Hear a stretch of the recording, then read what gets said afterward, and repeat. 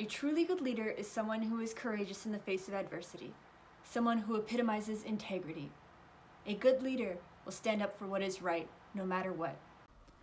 Daisy Bates and the Little Rock Nine serve as paradigms of true leadership. Our story begins on May 17, 1954. On this day, the United States Supreme Court made its historical verdict in the Brown v. Board of Education decision, declaring the segregation of schools unconstitutional and beginning the tumultuous process of integration nationwide. Much of the South was resistant, to say the least. In Arkansas, Little Rock schools implemented a plan that would start the first day of the school year in 1957, whereupon only one school would become integrated: Little Rock Central High School. The plan further stated that in 1960, a few more schools would integrate a few more black children, and that eventually some schools would offer a limited desegregation at a later unspecified time. This vague wording was indeed intentional. It was meant to stall the integration effort while segregation legislature could be written and passed, gerrymandering the Little Rock School District. This would allow white students to enter and leave, enroll as they pleased, but prevented the black students from doing the same thing. Eventually, this would effectively resegregate the schools, albeit in a pseudo-legal manner. Enter Daisy Bates. Bates was already well involved in the civil rights movement. Her and her husband owned a local newspaper called the Arkansas State Press that would publicize local violations of the Supreme Court desegregation order. When the Little Rock School District resisted integration efforts, the NAACP, spearheaded by Daisy Bates, sued on February 8, 1956. The Little Rock School Board was ordered to integrate all schools that upcoming year. The NAACP selected 9 black students to be the first integrated at Little Rock Central High School: Elizabeth Eckford, Jefferson Thomas, Terrence Roberts, Carlotta Walls Lanier, Minnie Jean Brown, Gloria Ray Carlmark, Thelma Mothershed, Melba Petillo Beals, and Ernest Green would later be remembered as the Little Rock Nine. The governor at the time, Orville Faubus, was enraged by the Brown v.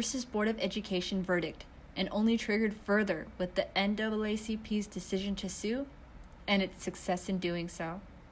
With an election looming in the near future, he knew he had to invigorate his base. On September 4th, 1957, on the first day of school, the Little Rock Nine arrived to a mob of white, racist rioters blocking their entry, supported by the Arkansas National Guard. Faubus claimed to have deployed the Arkansas National Guard in an attempt to keep the peace, while also instructing them to prevent the black students from entering the school. However, Daisy Bates would not be so easily defeated. She joined the parent-teacher organization of Little Rock Central High School and created a communication network between the NAACP and the Little Rock Nine and their parents. She used her own home as a base of operations for the students to meet both before and after school, and then she devised a plan to finally get them into the school. She had arranged for ministers to come and escort the students into a back entrance of the high school. She had hoped that the ministers would serve both as a physical and a symbolic barrier between the black students and the white rioters outside the school.